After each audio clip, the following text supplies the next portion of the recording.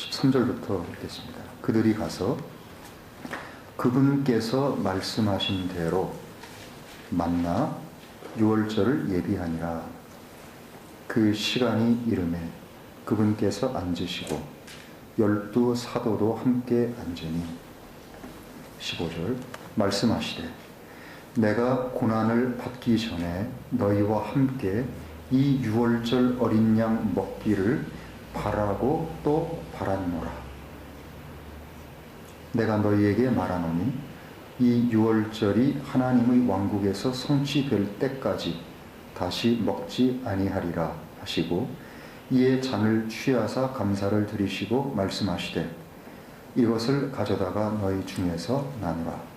내가 너희에게 말하노니 하나님의 왕국이 임할 때까지 포도나무 열매에서 난 것을 마시지 아니하리라 하시니라. 또 빵을 취하사 감사를 드리시고 부수어 그들에게 주시며 말씀하시되 이것은 너희를 위하여 주는 내 몸이라. 나를 기억하여 이를 행하라 하시고 저녁 식사 후에 이와 같이 잔에 대해서도 말씀하시되 이 잔은 너희를 위하여 흘리는 나의 피로 세운 새 유언이라. 20절을 다시 한번 읽겠습니다. 저녁 식사 후에 이와 같이 잔에 대해서도 말씀하시되 이 잔은 너희를 위하여 흘리는 나의 피로 세운 새 유언이라. 자, 그리고 39절로 다시 가겠습니다. 그분께서 나가사 늘 하시던 대로 올리브 산에 가시매 제자들도 따라갔더니 그곳에 이르러 말씀하시되 시험에 들지 않도록 기도하라 하시고 그들로부터 돌 던져 닿을 만한 거리로 물러가사 무릎을 꿇고 기도하며 말씀하시되 아버지 만일 아버지의 뜻이거든 이 잔을 내게서 옮기시옵소서. 그러나 내 뜻이 아니라 오직 아버지의 뜻이 이루어지기를 원하나이다 하시니 하늘로부터 한 천사가 그분께 나타나 그분을 강건케 하더라. 그분께서 고뇌에 잠기사 더욱 간절히 기도하시니 땀이 큰 핏방울 같이 되어 땅에 떨어지더라. 그리고 23장으로 넘어가겠습니다. 23장 34절입니다. 23장 34절. 그때 예수님께서 말씀하시되 아버지 저들을 용서해 주옵소서. 자기들이 무엇을 하는지 알지 못함이니이다 하시더라. 그들이 그분의 옷을 나누어 제비를 뽑고 44절입니다. 때가 6시쯤 되자 어두움이 온 땅을 덮어 9시까지 계속되며 또 해가 어두워지고 성전의 베일 한가운데가 찢어지더라. 예수님께서 큰 소리로 외치신 후 말씀하시되 아버지 제 영을 아버지의 손에 맡기나이다 하시고 이 말씀을 하신 후 숨을 거두시니라. 자, 여기까지입니다. 자, 지금 이렇게 읽은 이 말씀들을 이렇게 중심으로 해서 말씀을 이렇게 교제하겠습니다. 이제 그동안에 주님의 만찬, 그 주님의 그 만찬, 그 의미에 대해서, 그리고 주님께서 우리가 만찬에 그 주님의 잔을 기념할 때 우리가 이제 항상 이것이 주님이 흘리신 피를 상징하는 잔에 우리가 참여합니다. 왜냐하면 주님이 흘리신 그 피를 우리는 영적으로, 영으로, 그리고 그걸 믿기 때문에 이제 눈에 보이는 이 주님의 저녁 식사를 우리가 만날 때마다 주님이 오시는 그 날까지 그분이 오시기를 학수고대하며 그것들에 참여함으로 우리 모두가 한 믿음, 한 영, 한 바티즘, 한 소망, 그리고 이 하나라고 하는 한 아버지, 한 주, 이런 그 일곱의 하나됨 안에 속한 우리가 한 가족이라는 사실을 확인하는 것입니다. 이것이 굉장히 중요하죠. 우리가 한 떡, 한 잔에 참여하는 이유는 무엇입니까? 우리가 한 가족이라는 겁니다. 우리는 한 아버지를 둔 아들과 딸들이라는 사실을 눈에 보이는 이 상징물을 통해서 그것에 참여함으로 우리가 확인하는 것입니다.